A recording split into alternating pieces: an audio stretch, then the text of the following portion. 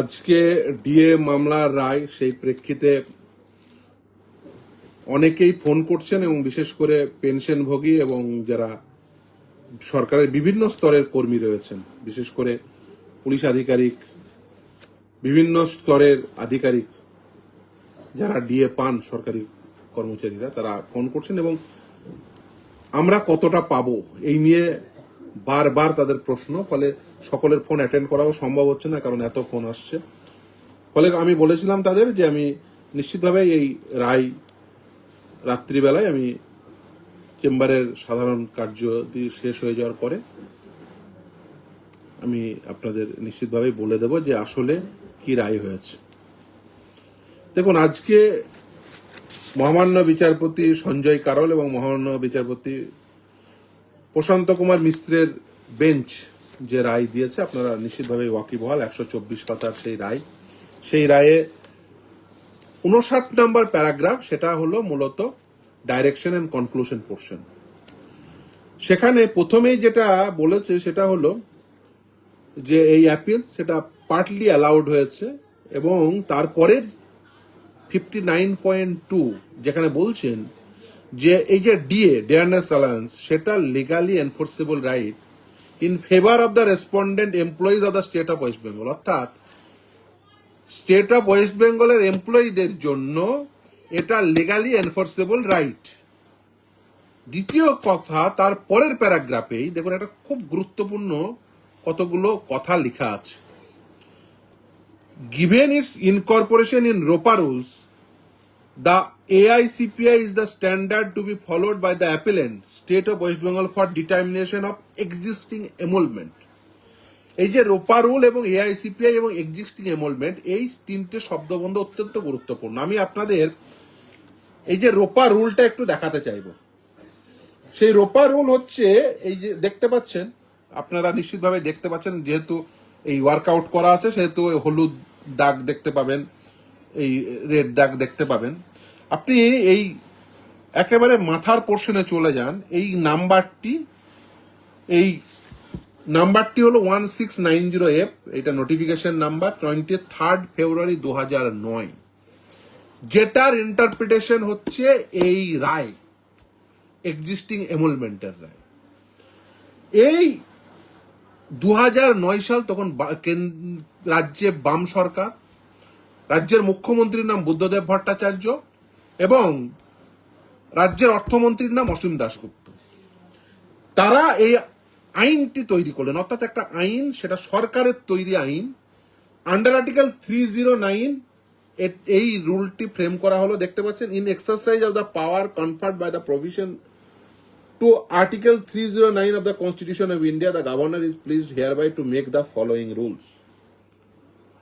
এই আইনটি 2009 সালে তৎকালীন বাম সরকার, অসীম দাশগুপ্ত মহাশয় অর্থমন্ত্রী, বুদ্ধদেব ভট্টাচার্য মুখ্যমন্ত্রী, এই আইনটি তৈরি করলেন। এবং এক্সিস্টিং এমোলমেন্ট যে রায়ের 59.3-তে যে কথা বলা আছে, সেখানে ডেফিনেশন সেকশনে আপনি এক্সিস্টিং এমোলমেন্ট দেখতে পাচ্ছেন। ডেফিনেশন সেকশন রুল 3, সেখানে 3C, existing emolument means the aggregate to of the 3C4 dearness allowance appropriate to the basic pay plus dearness pay at index average 536 within bracket 1982 is equal to 100। এই একটি লাইনের জন্য আজকের এই রায়, এই যে রায়, আমি এই দুটোই খুলে রেখেছি, তার কারণ এই আইপ্যাডের এই যে এসএলপির কপি, অন্যান্য যে জাজমেন্ট, সেখানে তার পরিপ্রেক্ষিতেই করা মামলা।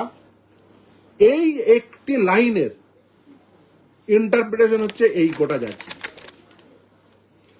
তৎকালীন বাম সরকার এই লাইনটি রেখে দিয়ে কর্মচারীদের অধিকার হিসেবে এই ডিএ কে দেখেছিল। আপনি রোপা রুল 2019, যেটা মমতা বন্দ্যোপাধ্যায়ের আমলে তৈরি একটি আইন, আপনি কোথাও এই লাইনটি পাবেন না।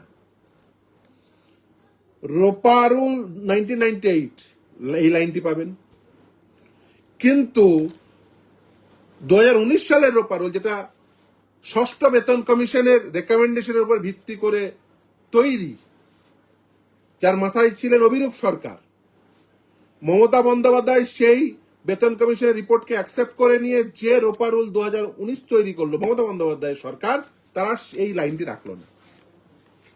আজকের এই জয় এই একটি নির্দিষ্ট লাইনের জয়। বুদ্ধদেব ভট্টাচার্য, অসীম দাশগুপ্ত মহাশয়দের এই লাইন, এই রোপা রুল 2009-এ ইনকর্পোরেট করার জয়। এই লাইনের উপর ভিত্তি করে সেই সময় কনফেডারেশন অফ স্টেট গভর্নমেন্ট এমপ্লয়িজরা তারা 2016 সালে স্যাটে মামলা দায়ের করেছিল, এই মলয় মুখোপাধ্যায়রা, এবং স্যাট কিন্তু সেই সময় মামলা হারিয়ে দিয়েছিল। তারপরে এই মলয় মুখোপাধ্যায়, শ্যামল মিত্ররা আমাদের কাছে আসেন, বিকাশবাবু এবং আমার কাছে আসেন। আমার আজকে এই কথাগুলো বলা তার কারণ, সেই সময় যাকে মক্কেল হিসেবে নিয়ে এসেছিলেন স্বপন কুমার দে, তিনি আজ মারা গেছেন। স্বপন কুমার দে তাকে অ্যাডিশন অফ পার্টি করার জন্য নিয়ে আসেন, ক্যান অ্যাপ্লিকেশন ফাইল হয়, আমরা দীর্ঘদিন আর্গুমেন্ট করি এবং তারপরে আলটিমেট আপনার সেই রায় কলকাতা হাইকোর্টে প্রথম গোটা ভারতবর্ষের মধ্যে প্রতিষ্ঠা পায় ডিএ লিগালি এনফোর্সেবল রাইট। আমরা আর্গুমেন্টটা এই লাইনে করেছিলাম যে রোপা রুল 2009 সেটা ফ্রেম হয়েছে আন্ডার আর্টিকেল 309 কনস্টিটিউশনাল প্রভিশনকে ইনভোক করে, সেখানে ডিএ এআইসিপিআই অনুযায়ী দিতে হবে ইন্ডেক্স এভারেজ করে, কারণ 536 এর সাপেক্ষে। কারণ 2009 সালে যখন ওই আইনটি তৈরি হচ্ছে সেই সময় all India consumer price index ওই 536 পয়েন্ট ছিল। সেই দিনের সাপেক্ষে তারপরে যেভাবে বাড়বে এআইসিপিআই সেই অনুযায়ী দিয়ে দিতে হবে, ওই লাইনটির মানে তাই। যখন মামলা জন্য আসে এই মলয় মুখোপাধ্যায়রা, তখন খুব স্বাভাবিকভাবে এই আইন যারা তৈরি করেছিলেন তার অন্যতম কারিগর, আপনারা নিশ্চিতভাবেই জানেন, মানুষটি এখন যথেষ্ট শরীর খারাপ আছেন, অসীম দাশগুপ্ত মহাশয়। আমি তার কাছে যাই, তিনি মানে আমাকে এই মামলা চলাকালীন এই গোটা পর্বে তিনি কিন্তু আমাকে ওইটাই বলেছিলেন যে ডিএ এআইসিপিআই অনুযায়ী দিতে হবে। এই লাইনটির অর্থ তাই। সুপ্রিম কোর্টের সামনে যে আর্গুমেন্ট রেখেছে রাজ্য সরকারের পক্ষ থেকে, না ডিএ স্ট্যাটিক, তার কারণ হচ্ছে ওই ডেফিনেশন সেকশনে 536 উইদিন ব্র্যাকেট 1982 100 বলা আছে, ওই স্ট্যাটিক পয়েন্টে ডিএ ডেফিনেশন দেওয়া আছে, তার পরবর্তীতে ডিএ রাজ্য সরকার নিজের ইচ্ছা মতো দেবে, স্বেচ্ছাধীন ক্ষমতা। কারণ তার পরবর্তী একই দিনে আরো সাবসিকুয়েন্ট দুটো নোটিফিকেশন 1691F আর 1692F। 1691F এবং 1692F এ সেখানে ডিয়ারনেস অ্যালায়েন্স বলা আছে, আপনি যদি চান আমি সেটা দেখাতে পারি। সেখানে নির্দিষ্টভাবে বলা আছে যে কিভাবে এই ডিএটা দিতে হবে, সেখানে কিন্তু টাইম টু টাইম এই কথা উল্লেখ করা আছে। ফলে খুব পরিষ্কার যে টাইম টু টাইম ডিএ দিতে হবে এবং এই ডিএ রেট কখনোই স্ট্যাটিক হতে পারে না। আপনাদের আমি দেখিয়ে দিতে চাইবো, সেই একই দিনে দেখতে পাচ্ছেন 1691F, একই দিনে ওই 23 ফেব্রুয়ারি 2009, এবং ডিয়ারনেস অ্যালায়েন্স প্যারা 10-এ বলা আছে, এই প্যারা 10, এই দেখুন আমার লাল এও করা আছে, টাইম টু টাইম দিতে হবে। দেখুন, দেখতে পাচ্ছেন টাইম টু টাইম। এই তিনটে নোটিফিকেশন 1690F, 1691F এবং 1692F। এবার 1692F এ কি বললো, এখানে রেট ফিক্স করে দিল। দেখুন একই দিনে ওই 23 ফেব্রুয়ারি 2009, 1/4/2008 থেকে 31/5/2008 কত রেট হবে? 2%। 1/6/2008 থেকে 31/10/2008 কত হবে? 6%। 1/11/2008 থেকে 28/2/2009 কত হবে? 9%। 1/3/2009 থেকে 31/3/2009 কত হবে? 12%। 1/4/2009 অনওয়ার্ডস 16%। তারপরে অনওয়ার্ডস বলা আছে, দেখতে পাচ্ছেন। এই তিনটে নোটিফিকেশনের কনজয়েন্ট রিডিং হচ্ছে ডিএ এআইসিপিআই অনুযায়ী দিতে হবে একই দিনে। কারণ হচ্ছে দেখুন 1/4/2009 মানে ফেব্রুয়ারি মাসে এই নোটিশটা বেরোচ্ছে, 1/4/2009 পর্যন্ত 60% বলে দিল, তারপরের ক্যালকুলেশনটা হবে ডিএ এআইসিপিআই অনুযায়ী। এই তিনটের কনজয়েন্ট রিডিং তাই আমরা আদালতে ইন্টারপ্রিটেশন করলাম, 6 বারের পরে সুপ্রিম কোর্টে আজকে 7 বার জিতলাম। এই এক্সিস্টিং এমোলমেন্টে যে কথা বলছিলাম, এই এক্সিস্টিং এমোলমেন্টের এই ডেফিনেশন রাখার জন্য আজকের এই জয় হলো, যেটা না হলে সম্ভব হতো না। ফলে যারা অনেকেই বলছেন, অনেকেই অনেক কিছু দাবি করছেন, আমরা যেন কেউ না ভুলে যাই এই লাইনটির কথা, আমরা যেন কেউ না ভুলে যাই বুদ্ধদেব ভট্টাচার্য, অসীম দাশগুপ্তের কথা। আমি বারবার বলছি, এই লাইনটি না থাকলে এই মামলা দাঁড়াতো না, এই মামলা জিততাম না। এই মামলা জেতা, এই মামলা দাঁড়ানোর মূল লাইন হচ্ছে ওটা হচ্ছে প্রাণ বমরা, যে লাইনটি দিয়ে গেছেন অসীম দাশগুপ্ত, বুদ্ধদেব ভট্টাচার্য মহাশয়রা এবং আজকের কর্মচারীরা। এই যে জয়, সেই জয়ের মূল হাতিয়ার হচ্ছে ওই লাইনটি। আজকের রায়ে দেখবেন নির্দিষ্টভাবে তার পরের প্যারাগ্রাফ 59.4 বলা আছে 16 মে 2025 এই ইন্ট্রিম অর্ডারের কথা, যেখানে 25% ডিএ দেওয়ার কথা বলা ছিল। সরকার অ্যাপ্লিকেশন করেছিল, আপনারা সকলেই জানেন। আজকে বলে দিয়েছে interim direction issued as here in above shall be complied with immediately 59.4, অর্থাৎ ইমিডিয়েটলি 25% এরিয়া ডিএ, যে কথাটা ওই ইন্ট্রিম নির্দেশে বলা ছিল 16 মে 2025, সেই অর্ডারটিকে একেবারে কোট করে দিয়েছেন, অর্থাৎ সেই অর্ডারটি কমপ্লাই করতে হবে ইমিডিয়েটলি। সেই জন্য আজকে নবান্নে এই অর্ডারের কপি কমিউনিকেট করা হয়েছে কনফেডারেশন অফ স্টেট গভর্নমেন্ট এমপ্লয়িজের পক্ষ থেকে।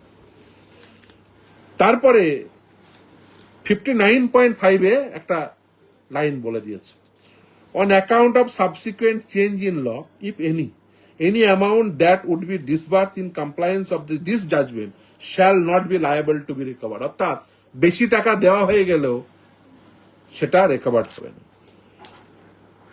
59.6, considering the financial implication involved and also recognizing the need for a structured release of funds so as to not prejudicially impact state's exchequer while at the same time balancing the rights of the employees to receive emolument due to them, we find it fit to constitute a committee, অর্থাৎ committee তৈরির কথা বলে দিল, to monitor the implementation of the direction issued herein above as follows.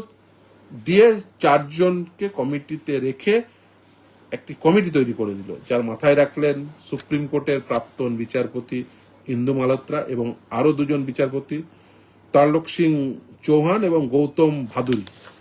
R controller and auditor general অর্থাৎ CAG কে অথবা senior most officer in this establishment, সেটা বলে দিল নমিনেটেড বাই হিম, অর্থাৎ সিএজির নমিনেটেড একজন সিনিয়র মোস্ট অফিসারও থাকতে পারেন, সিএজি থাকতে পারেন, 2 জন বিচারপতি নাম বলে দিয়েছেন, হেডেড বাই প্রাক্তন বিচারপতি ইন্দু মালহোত্রা, সুপ্রিম কোর্টের প্রাক্তন বিচারপতি, তিনি চেয়ারপারসন এই কমিটির।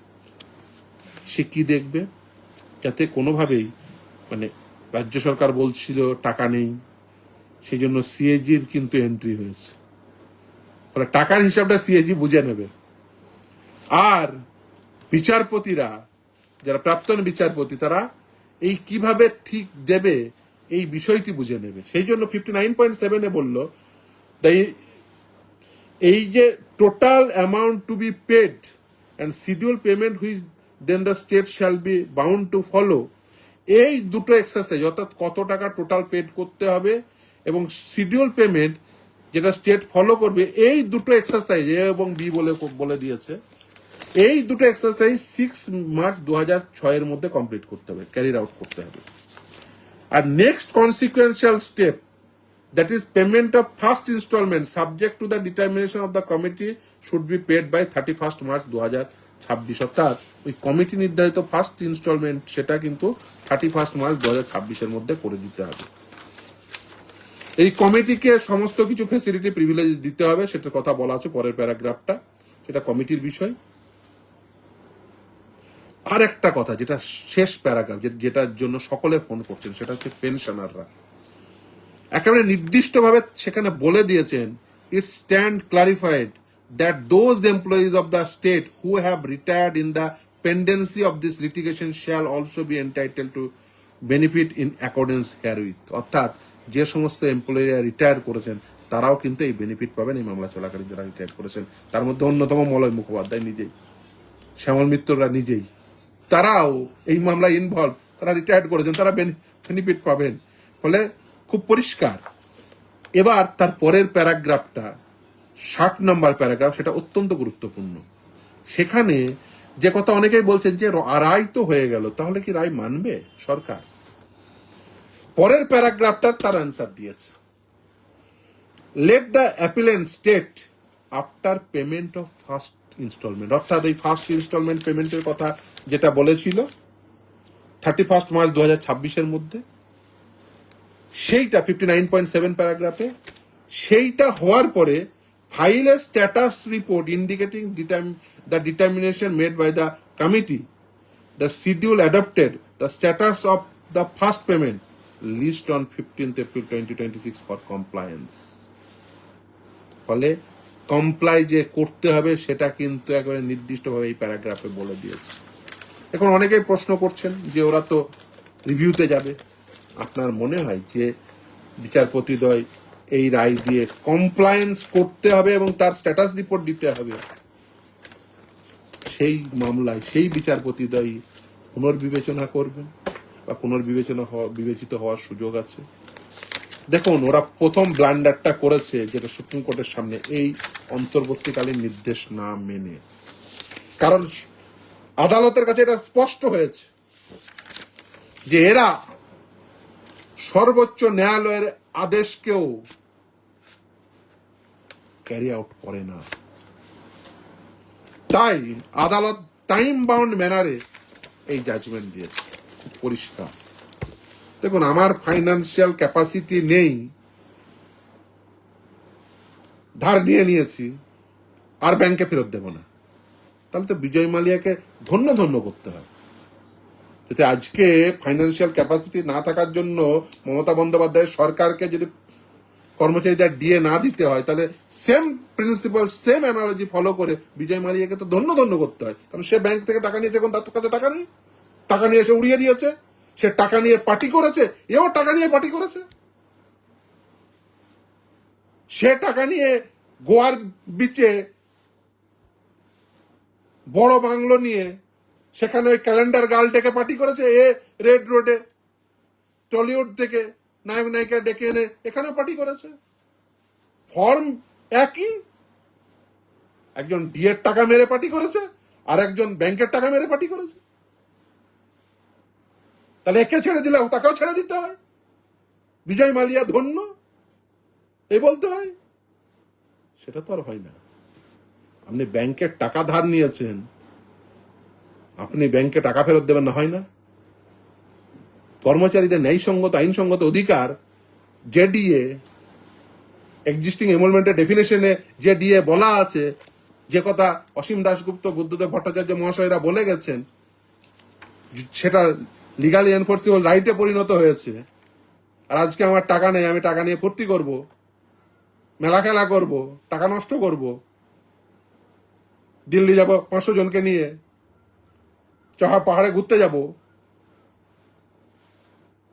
শিল্প আনবো বলে ইয়েতে শিল্পপতিদের ডেকে বিরিয়ানি খাওয়াবো, বেহালার শিল্পপতির সাথে সাইন করার জন্য আমি বিদেশে লোকজন ডেকে নিয়ে গিয়ে কোটি কোটি টাকা জনগণের করের টাকা নষ্ট করব, আর কর্মচারীকে ডিএ দেব না, পেনশনারদের ডিএ দেব না, ডিআর দেব না, ডিএনএস রিলিফ দেব না, এই জিনিস তো হবে না। আদালত বুঝেছেন, আদালত নির্দেশ দিয়েছে এবং এই নির্দেশ বলবৎ হওয়া ছাড়া আর কোনো পথ নেই। আজকে এই নির্দেশ যখন আপলোড হয়েছে, বুঝেছি ও যায় ওইসব 5 জন কমিটির কথা বলুক, 10 জন কমিটির কথা বলুক, ওসব কমিটি আপনি কি করবেন? 5 জন কেন, 5,000 লোক বসিয়ে দিতে পারেন। সুপ্রিম কোর্টের নির্দেশ, সেই নির্দেশ আপনাকে মানতে হবে। ও যেদিন এসএসসি মামলার নির্দেশ হয় সেদিনও ওসব ভাঁট বকেছিল। যে মামলা এখন বুঝেছেন যে ওসব বলে কোনো লাভ হয় না, এখন বলছেন দেখবো, পড়া হয়নি। পড়বে তো কে? উনি কি পড়া লোক? এই গোটা জাজমেন্ট পড়া লোক আপনার মনে হয়? ফলে ও বুঝেছে যে কি হতে চলেছে, সেই জন্য এখন ভাবছে যে যদি পাতলি গলি দিয়ে যদি বের হয়ে যাওয়া যায়, पतली गली से निकल जाएंगे না, হবে না। কারণ তারিখটা গুরুত্বপূর্ণ। সেটা হলো 6 মার্চের মধ্যে এ আর বি ডিটারমাইন্ড হয়ে যাবে, কি ক্যারিড আউট করতে হবে, total amount to be paid আর শিডিউল অফ পেমেন্ট, এই দুটো 6 মার্চের মধ্যে ডিসাইড করবে কমিটি। আর এই অন্তর্বর্তীকালের 25% নির্দেশকে ইমিডিয়েটলি ক্যারি আউট করার কথা বলা আছে, অর্থাৎ ইমিডিয়েট 59.4 প্যারাগ্রাফ নাম্বার। আর স্ট্যাটাস রিপোর্ট জমা দিতে হবে কবে, 15 এপ্রিল 2026। তার আগে 31 মার্চ 2026 মধ্যে পেমেন্ট, ফার্স্ট ইনস্টলমেন্টের পেমেন্ট ক্লিয়ার করে দিতে হবে। খুব পরিষ্কার টাইম বাউন্ড ম্যানারের রায়। আপনি যাবেন কোথায়? এইসব বলে আপনার কোনো লাভ নেই। খুব পরিষ্কার, কর্মচারীদের অনেকদিন ঠকিয়েছেন। এই মামলা যখন শুরু হয়, যে কথা প্রথমে বলছিলাম, কনফেডারেশন স্টেট গভর্নমেন্ট এমপ্লয়িজের পক্ষ থেকে, তারা স্যাটে হেরে যাওয়ার পরে আমাদের কাছে যখন আসে, তারপরে মামলায় অ্যাড হওয়ার পরে জয়যাত্রা শুরু হয়। এবং এই জয়যাত্রা আমি পরপর ডেটগুলো বলি, যেটা খুবই গুরুত্বপূর্ণ, তার কারণ অনেকেই জানতে চাইছেন যে 7 বার এটা কখন কি ঘটেছিল। যারা বিশেষ করে এই মামলা সম্পর্কে জানতে আগ্রহী তারা অনেকেই ফোন করছেন, বুঝতে চাইছেন। প্রথম 16/2/2017 স্যাটে, স্টেট অ্যাডমিনিস্ট্রেটিভ ট্রাইব্যুনালে প্রথম রায়, যে রায়ে কনফেডারেশন হেরেছিল। সেই সময় আমরা ছিলাম না স্যাটের সামনে। পরবর্তীতে হাইকোর্ট থেকে আমরা জুরি। 31/8/2018 প্রথম রায় হলো গোটা ভারতবর্ষের বুকে প্রথম, যে ডিএ লিগালি এনফোর্সেবল রাইট, যে ইন্টারপ্রিটেশন কথা এতক্ষণ আমরা বললাম। মহামান্য বিচারপতি দেবাশিস করগুপ্ত এবং মহামান্য বিচারপতি শেখর ববি সরাফের বেঞ্চ প্রথম রায় দিল। সেই রায়কে আবার পুনর্বিবেচিত হওয়ার জন্য, পুনর্বিবেচনা করার জন্য এই কলকাতা হাইকোর্টে রিভিউ ফাইল করলো সরকার। 7/3/2019 মহামান্য বিচারপতি হরিশ ট্যান্ডন এবং মহামান্য বিচারপতি শেখর ববি সরাফের বেঞ্চ রায় দিল। আমরা আবার জিতলাম। 26/7/2019 আবার যেহেতু স্যাটে ফেরত দিল, এই লিগালি এনফোর্সেবল রাইট বলার পরে পরিমাণটা কি হবে এটা জানার জন্য কোর্ট অফ ফার্স্ট ইনস্ট্যান্স স্যাটে ফেরত দিল। আমি গিয়ে সেখানে পার্টিসিপেট করলাম, আর্গুমেন্ট করলাম। বিকাশবাবু সেখানে ফাইনাল হিয়ারিং এর দিনে গেল। বিকাশবাবু আমাকে বললো তুমি স্যাটে যাও। তারপরে তিনি নিজেই ফাইনাল হিয়ারিং এর দিনে গেলেন। 26/7/2019 ওয়ে 1154/2016, কারণ ওই স্যাটে ফিরে যাওয়ার পরে সেই অরিজিনাল অ্যাপ্লিকেশনটি যেটা ডিসমিস করে দিয়েছিল সেটা আবার রিভাইভ হয়ে আবার সেটা শুনানি হয়েছিল। 26/7/2019 আমরা আবার জিতলাম, সরকার হারলো। যখন স্যাটে সরকার হেরে গেল, সেখানে আবার সরকার রিভিউ করলো, রিভিউ অ্যাপ্লিকেশন আরএ, আমার মনে পড়ছে আরএ 10 of 2019 আরএ 10। আমরা সেখানেও জিতলাম 8/7/2020। সেটার এগেনস্টে আবার সরকার হাইকোর্ট এলো, WPST 102/2020, 20/5/2022 আমরা আবার জিতলাম। আবার তারপরে রিভিউ ফাইল করলো সরকার 22/9/2022, আমরা আবার জিতলাম। তারপরে সরকার রিভিউ ডিসমিস হয়ে যাওয়ার পরে ওই 20/5/2022 এবং রিভিউটা অর্ডারটাও যুক্ত করে নিয়ে তারা আবার সুপ্রিম কোর্টে SLP ফাইল করতে চললো। আমরা আলটিমেট এই জয় পেলাম এবং এই রায় এলো।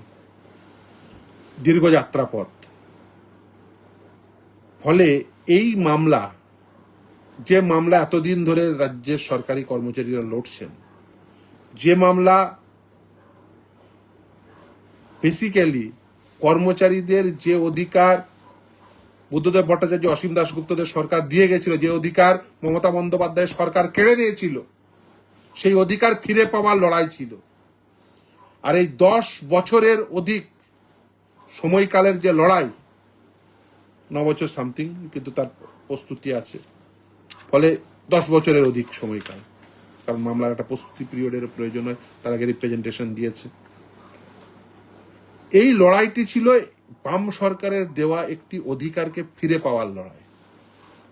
ফলে বুঝতে পারছেন, আপনি একটি সরকার, নির্বাচিত সরকারের দৃষ্টিভঙ্গির পার্থক্যের জন্য আদালতের দ্বারে 10 বছরের অধিক লড়াই করতে হয় একটি লাইনের ইন্টারপ্রিটেশনের জন্য। আপনার নির্বাচিত সরকারের দৃষ্টিভঙ্গিকে প্রতিষ্ঠা করার জন্য সরকারের একটি লাইনের ইন্টারপ্রিটেশনের সময় লাগে 10 বছর।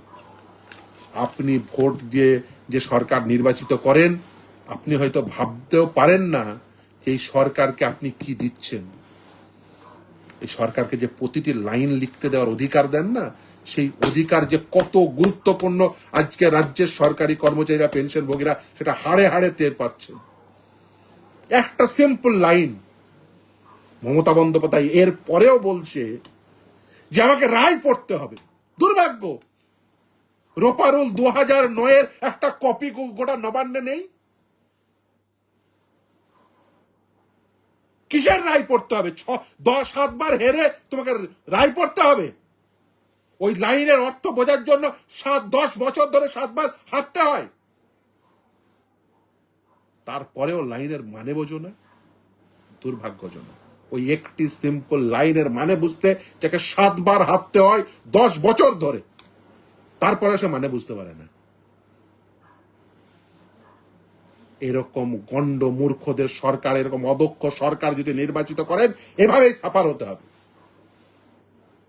তাই বলছি, যদি সাফার হতে না চান, নিজেকে বঞ্চিত করতে না চান, যদি চাকরি পেতে চান, যদি চাকরির পরীক্ষা ত্রুটিমুক্ত ভাবে করাতে চান, যদি চাকরির পরীক্ষার যে আইন সেটি যদি ওই দুর্নীতিগ্রস্তদের পক্ষে না দেখতে চান, তাহলে ভোটটি তাকে দিন যিনি এই দুর্নীতিহীন নিয়োগ করতে পারবেন, যিনি আপনাকে ডিএ এআইসিপিআই অনুযায়ী দেবে, যিনি আপনার সন্তানকে চাকরি দেবে। যারা চাইবে পশ্চিমবঙ্গে শিল্পায়ন হোক, পশ্চিমবঙ্গের প্রকৃত উন্নয়ন হোক, উন্নয়নের নামে ভাই ভাইপোর উন্নয়ন নয়।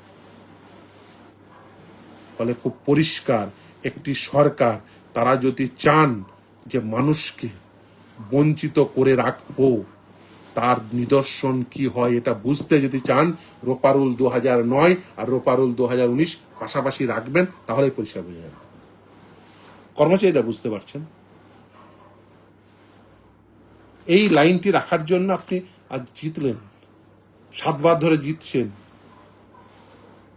কর্মচারীদের কোনোদিন আপনি ছাড়া সংবোধন তাদেরকে অ্যাড্রেস করেনি।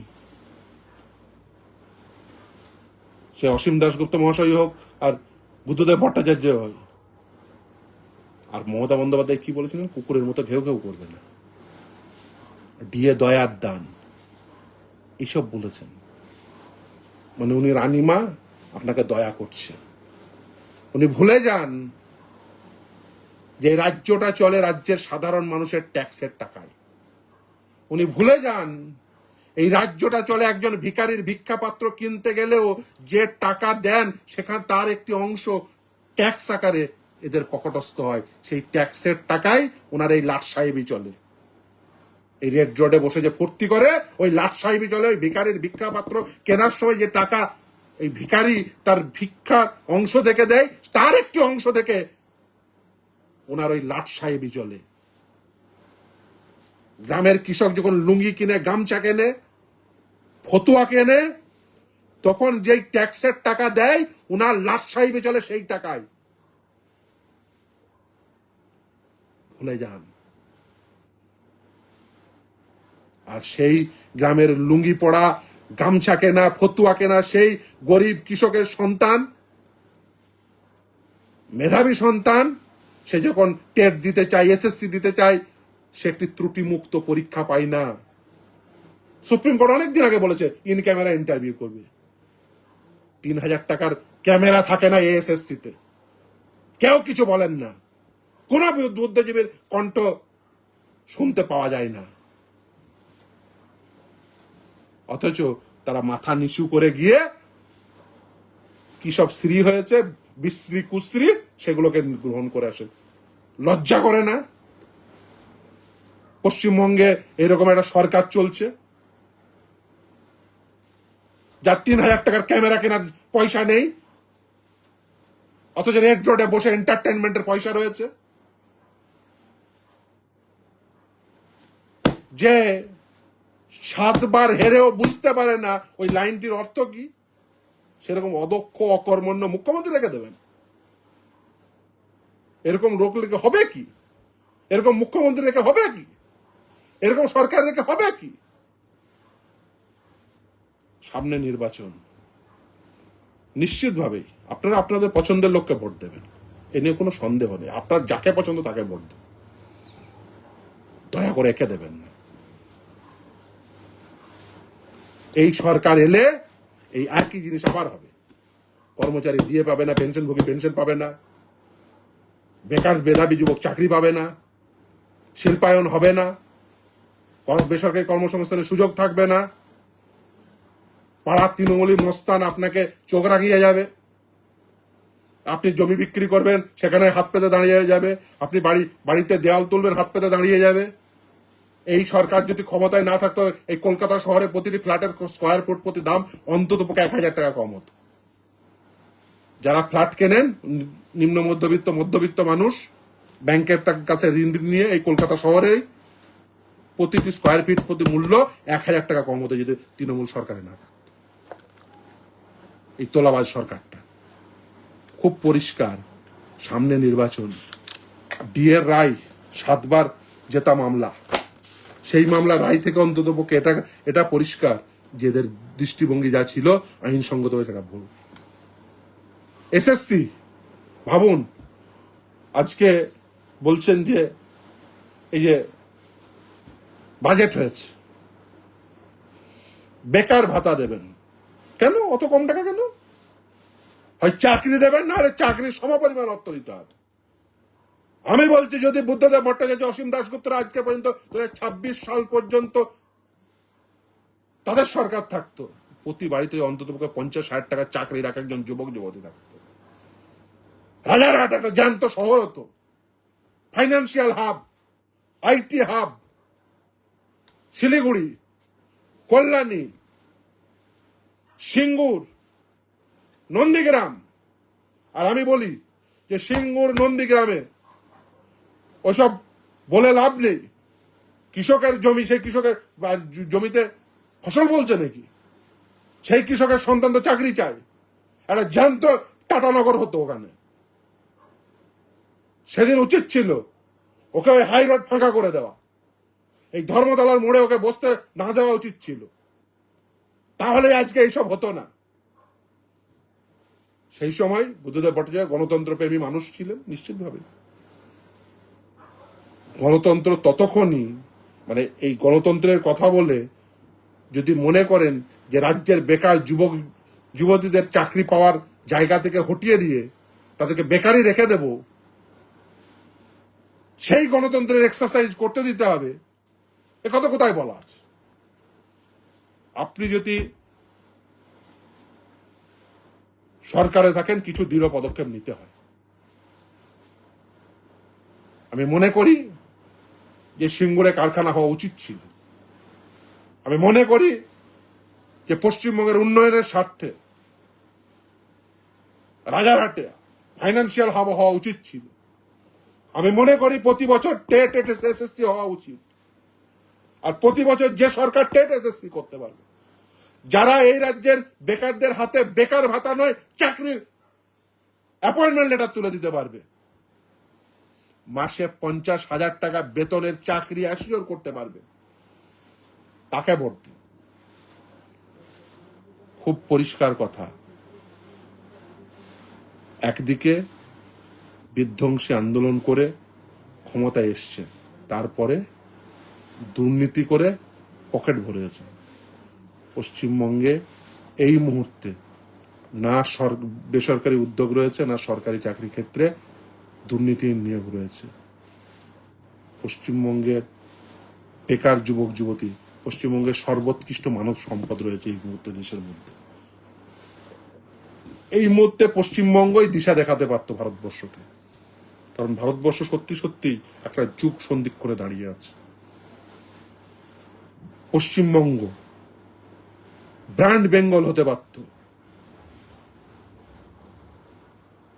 সেগুলো ব্র্যান্ড বুদ্ধদের দ্বারাই সম্ভব।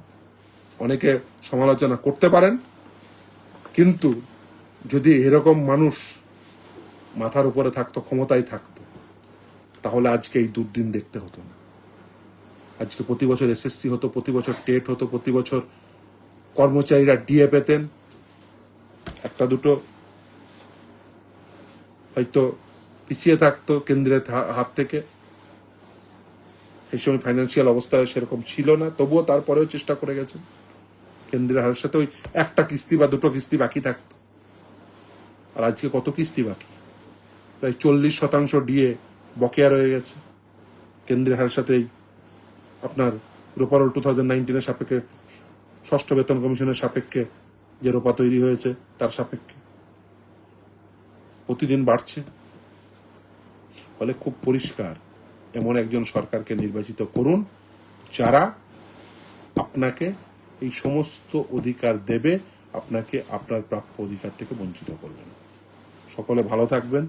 এবং অনেকেই ফোন করছিলেন যে আমরা সত্যি সত্যি এই ডিএর টাকা আদৌ দেখতে পাবো কিনা। আজকে একজন বয়স্ক মানুষ, তিনি ফোন করে বলছিলেন, বাবা আমি মৃত্যুর আগে এই পয়সায় আমার ওষুধ কিনে যেতে পারবো তো? শুনতে খারাপ লাগে।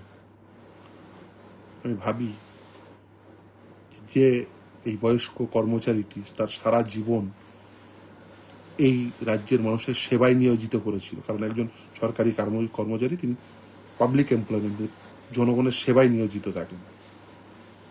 সেই মানুষটি এই জীবন সায়নে এসে তাকে বলতে হচ্ছে যে বাবা আমি আমার মৃত্যুর আগে ওই পয়সায় আমার ওষুধ কিনে যেতে পারবো তো?